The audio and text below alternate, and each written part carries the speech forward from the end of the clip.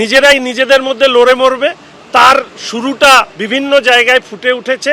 শুধু এইটুকু বলবো যে কোন রাজ্যে আমরা বসবাস করি, যে রাজ্যের সরকার অনুপ্রবেশকারীদের ভোটার বানানো, দলের সমর্থক বানানো, দলের কর্মী বানানো, এই সব কাজ লাগাতারভাবে করে গিয়েছে, এই বিষয়টিকে নিয়েও ভারতীয় জনতা পার্টি নিশ্চিতভাবে যথাযথ পদক্ষেপ গ্রহণ করবে। এই বাস্তব মালবাজার থেকে Gosaba, birth certificate, death certificate থেকে শুরু করে বিভিন্ন ধরনের সার্টিফিকেট তৃণমূল কংগ্রেসের জনপ্রতিনিধিদের সহায়তা নিয়ে এই র্যাকেট চলেছে এবং সেই র্যাকেটের মধ্যে দিয়েই বিভিন্নভাবে এই অনুপ্রবেশকারীদের ভোটার তৈরি করে তাদের দিয়ে ক্ষমতা দখল করা, এই কাজটা কিন্তু এই চক্রের মধ্যে দিয়ে চলে।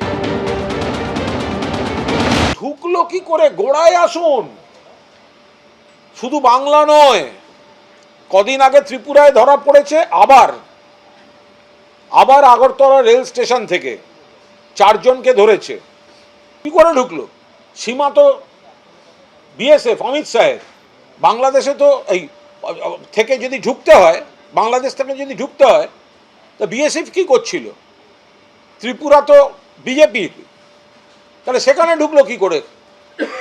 ফলে আসলে বাংলা ভোটার তালিকা বা ইত্যাদি কোনো একটা কাগজ তৈরি করা, এগুলো তো পরের কথা। সীমান্ত থেকে ঢুকছে, এটাই তো বিজেপির ফেলিওর। ও যখন এসছিল তখন এসে ওই বললাম না যে ছবি টবিগুলো বন্ধু বান্ধবের মতো, ও এসে ওখানে রেস্টুরেন্টে আসতো, বসতো, আড্ডা মারতো, এরকম। ওই যে 5-7 মাস ছিল, ওগুলো আমি বলি কেউ তো বলে দিতে হলে প্রমাণ দিতে হবে। যেমনি কার বিপ্লবের বইয়ের নামে যদি কেউ কমপ্লেন করে থাকে, সে তো প্রমাণ দিয়ে করেছে।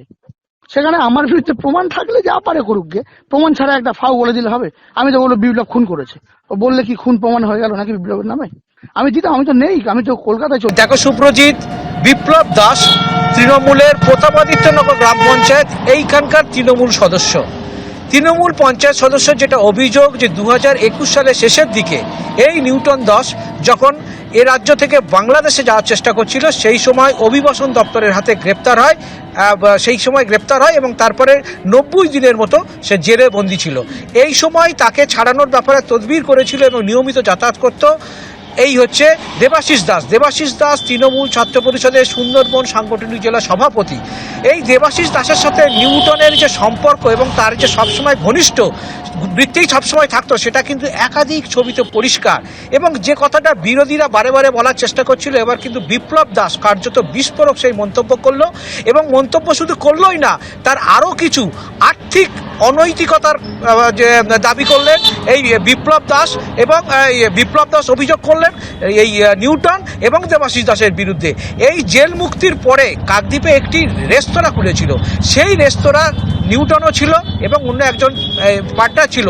সেখান থেকে সেই রেস্তোরাঁ বন্ধ হয়ে যাওয়ার পর 2.5 থেকে 3 লক্ষ টাকা সেই যে পার্টনার ছিল, সেই পার্টনার হরিদাস, তার থেকে কিন্তু এই হাতিয়ে নেয় এই নিউটন, তারপরে চম্পট দেয়। কিন্তু তারপরেও কিন্তু থানায় কোনো অভিযোগ দায়ের হয়নি, কারণ নিউটন এতটাই প্রভাবশালী ছিল যে তার যে বৃত্ত ছিল, ঘনিষ্ঠ বৃত্ত, যেহেতু রাজনৈতিক নেতারা ছিলেন, তারপরে কিন্তু থানায় কোনো অভিযোগ দায়ের হয়নি।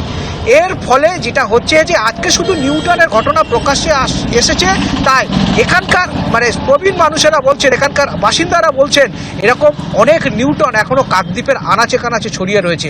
এর পাশাপাশি যে ভুয়ো ভোটার কাণ্ড নিয়ে বিতর্ক তৈরি হয়েছিল কাকদ্বীপে, যে মন্টুরাম পাখিরা বিস্ফোরক মন্তব্য করেছিলেন, তারপর এসডিও অফিসের অ্যাসিস্ট্যান্ট একজন অফিসার, তাকে সাসপেন্ড করা, তারপরে তার বিরুদ্ধে এফআইআর করা, মোট 3 জনের বিরুদ্ধে এই ভুয়ো ভোটার কাণ্ডে এফআইআর করেছে। এবং ভুয়ো ভোটার কাণ্ড কিভাবে ঘটেছে, নিউটন দাসের এই ঘটনা সামনে আসার পর তা চোখে আঙুল দিয়ে দেখিয়ে দিচ্ছে।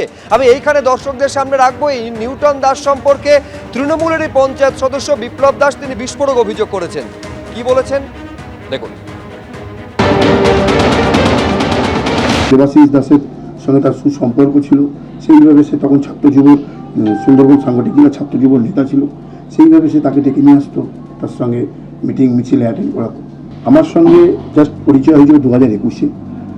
তার মধ্যে 2022 সালে ও বনগাঁয় এখান থেকে বাংলাদেশ যাওয়ার সময় পাসপোর্টে ওখানকার নেভিরা ওর মোবাইলে ইন্ডিয়ান কিছু ডকুমেন্টস পায়, সেখানে ওকে অ্যারেস্ট করে এবং দীর্ঘ নির্ণয় করে হলেও 30-90 দিনের মতো জেলেও ছিল। তখন আমরা একসঙ্গে যাতায়াত করতাম, ওঠা বসা ছিল।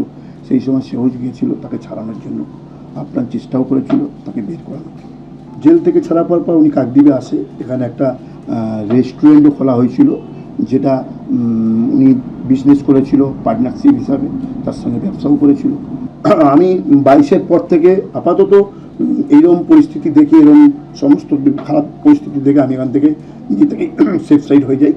আর কবে গেছে কীভাবে গেছে জানা নেই, কিন্তু আনুমানিক মনে হয় 2023।